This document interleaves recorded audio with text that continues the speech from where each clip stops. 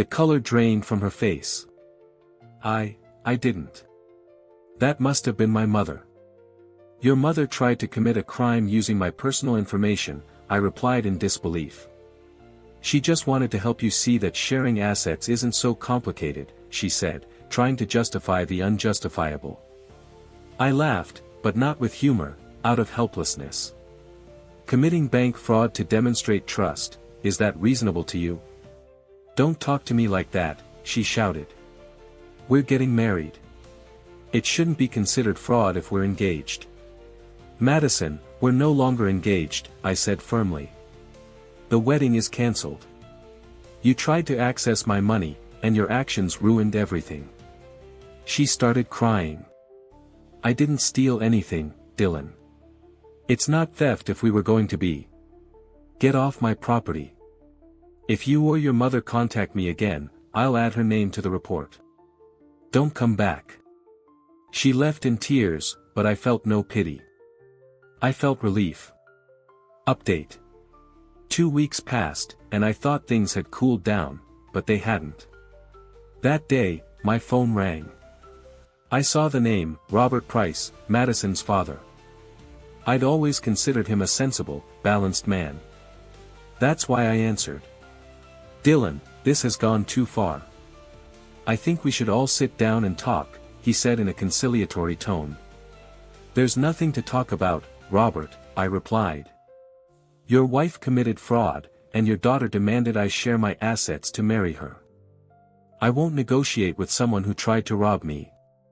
There was an awkward silence. Linda made a mistake. She's sorry, he insisted. And Madison, well, she's young. She just wanted security. Women need to feel protected. Security? I interrupted. Don't disguise greed as security. What they wanted was control. Robert sighed. That was harsh, Dylan. No, it was the truth. Be honest, did you know anything about this? The blackmail, the forged documents. Several seconds passed before he spoke. Linda mentioned she wanted to help Madison feel more at ease about money. And did she tell you how? That she planned to forge bank documents with my signature. The silence that followed was confirmation. Look, Robert, I've always respected you. But your wife manipulated your daughter into trying to take what belongs to me. When I refused, they crossed the line. I filed a formal report. If Linda contacts me again, I'll press charges.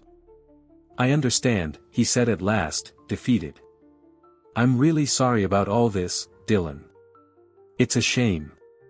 Yes, it is, I replied, and hung up. The following week, I decided to do something small but deeply liberating. I kept the reservation for the event hall we had booked for the wedding, but instead of canceling it, I sent out 50 new invitations. You're invited to celebrate Dylan Carter's Independence Day. Dinner, drinks, and dancing to commemorate freedom from manipulation. Dress code, wear whatever makes you feel powerful. When my brother read the invitation, he nearly fell out of his chair laughing. My parents were a bit concerned, but ultimately supportive. My friends, without hesitation, said they'd gladly attend. 2 days before the event, I got a call from the venue coordinator. Mr. Carter, she said, we just received a call from a Mrs. Linda Price. She claims she's using the services booked for her daughter's wedding. The services I paid for and legally transferred to my name, I replied calmly. She's very upset.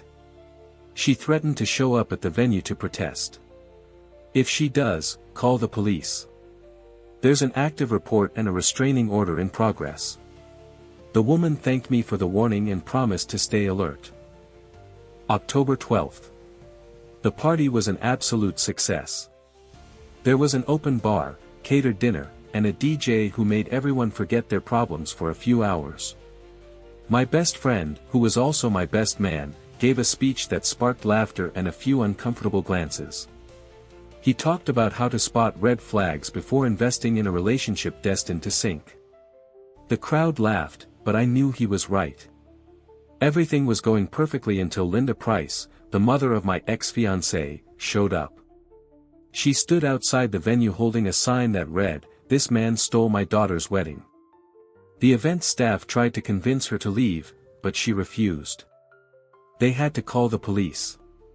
When the officers arrived, she started yelling that I was a thief, that I had broken Madison's heart, and that I owed her money for the wedding.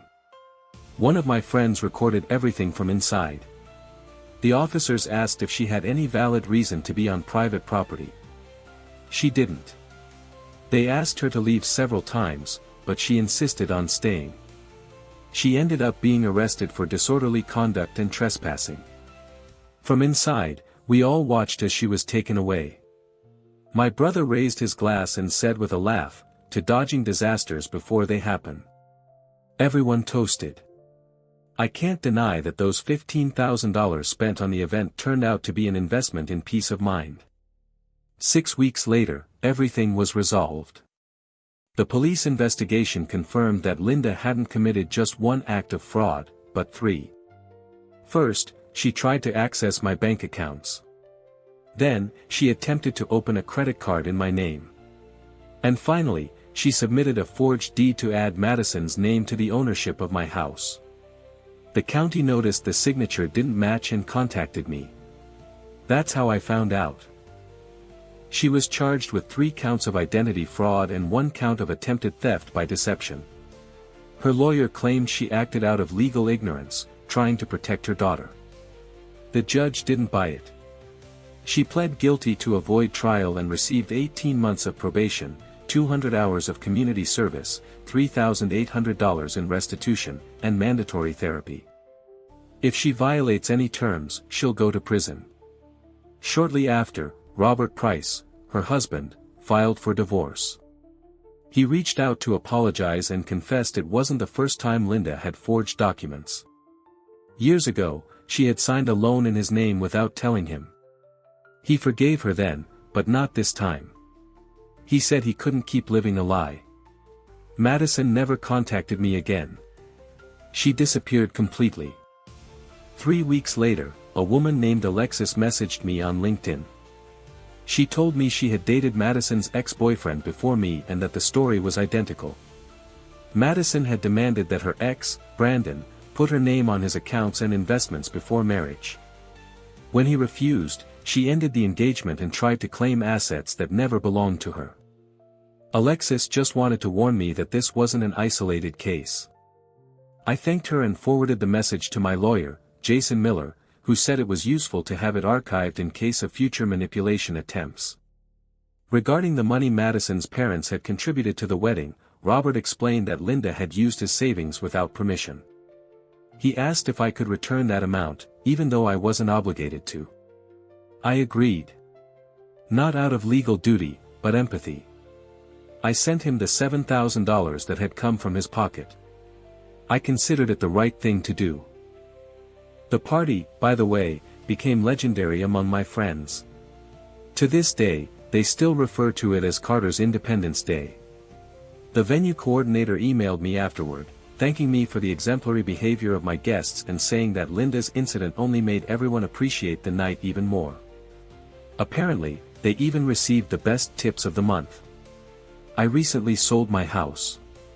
Not because of all this drama, but because I wanted a fresh start. I moved to a smaller place, closer to work, a quiet spot where I don't have to think about lawyers or deception. I haven't dated anyone since. Not because I've closed my heart, but because I want to make sure I recognize the signs before trusting again. My therapist says I've learned to set healthy boundaries, and that's already progress. She's right. The strangest part of all is that, despite everything that happened, I don't feel regret. I'm not ashamed of defending what I built or of distancing myself from people who confused love with ambition. Could I have acted differently? Sure. But it wouldn't have changed the outcome. Some people don't seek love, they seek control. And when they realize they can't manipulate you, they turn you into the enemy. Today, I understand that true victory isn't about revenge or humiliating anyone. It's about moving forward without carrying their poison. Sometimes, protecting your peace is the strongest blow you can deliver. And if, along the way, you manage to celebrate an unforgettable night with the money they thought belonged to them, well, that just makes it more poetic.